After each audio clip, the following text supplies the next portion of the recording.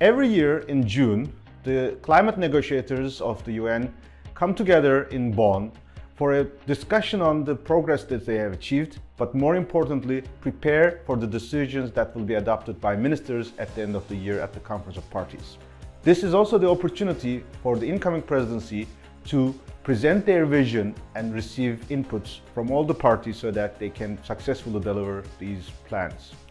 Since 2010, especially when ICLE has moved its World Secretariat to Bonn, local and regional governments under the LGMA Constituency have also been actively involved in these processes so that we can build our relation with the negotiators and make sure our positions are heard by their leaders and that the outcomes are effective at the end of the year at COP for us. In this video, I would like to cover three aspects of what has happened in the 62nd session of the subsidiary bodies, which is the June Climate Talks 2025. The first perspective will be the global progress. Second, we will touch upon how LGMA was engaged in these processes and what are the next steps will be our final point. From the global perspectives, the most important expectation from Bonn climate meetings here was the follow-up from the Baku discussions last year at COP29, because there was a lot of topics that was not answered or that was not concluded. So there was literally an unfinished business. And we have heard that there was a long delays in the opening of the sessions, which means the traditional fight between global North and South continued, which is mainly related to the trust in mobilizing climate finance and how this will be sourced. This has relatively a discussion that is beyond the scope, because the Baku Climate Fund or Kali Climate Nature Fund, all other financial commitments are not necessarily in the hands of the Ministers of Environment. This really has to be discussed with Ministers of Finance in Sevilla, which will be at the end of June. In that sense, the discussions in Bonn were making a relatively good progress. At least they had discussed gender and adaptation, which made progress relatively. The second important global perspective was this was the first time the United Nations community was convened in the situation where the United States was announced that they will pull out of Paris Agreement. The United States delegation did not come at all to the meetings in Bonn. That helped a bit because there were less tensions, the frictions were a bit different, but in that sense, how will this void will be filled up by other countries? One example was a positive news. The UN Climate Secretariat budget is increased with contributions from global South partners like China. This gives us the hope that the world is ready for a new era and collective action will move forward. This was the moment where Brazil government, as the COP30 presidency, incoming presidency, have been present in these meetings with all its delegations, as well as its vision announced, both in terms of the global Mutirao, which is a collective action, but also leadership like the high-level champions, the president and the CEO as well.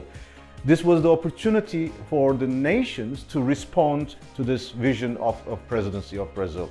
Overall, we can comfortably say that there is a positive feedback and response from all nations to this holistic vision of the Brazilian government, especially making another milestone in the global environmental governance. However, the biggest challenge lies in the difficulties of securing the accommodation in a safe and affordable manner. We believe in the coming days and weeks, the Brazilian government will try to find appropriate solutions for these challenges.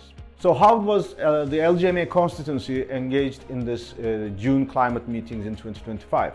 This was the most diverse and effective engagement of our delegation in the climate talks, in this mid-year talks. This was possible because thanks to the strong agenda with daring cities, very strong discussions with the presidency and UN Climate Change Secretariat. The depth of the discussions and the topics that we have covered, from Rio Convention's annual review to high-level dialogues with the presidencies, and especially representatives from Japan to Australia, from China to South Africa, we really reflected different levels of government at environment secretaries, mayors and councillors and staff level. And we've really proved that we are ready as a constituency to build the new era of climate action. The second most important expectation of the LGMA constituency was to highlight how multi-level action is literally reflected into the new NDCs.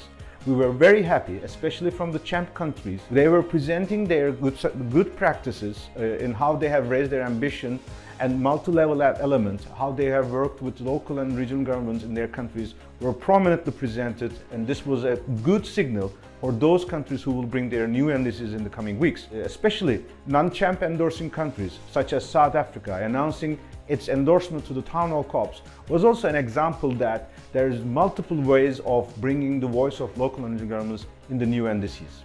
And in these meetings, we were also very excited to hear the launch of the action agenda by the COP30 presidency. It was a combination of the global stocktakes outcomes, the outcome from Baku on COP29, as well as the experience of the Marrakesh partnership over these years.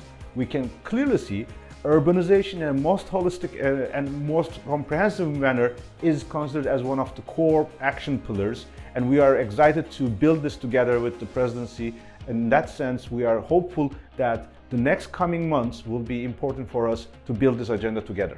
So what is the next for us in the coming weeks and months from Bonn to Belém?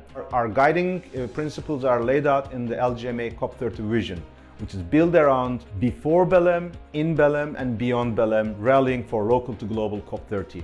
In that regard, the first priority, of course, to have more countries to bring multi-level NDCs. We are assuming that there will be more countries bringing these results, and we at home will work at the national level, at the capitals, to make sure that we can influence this process.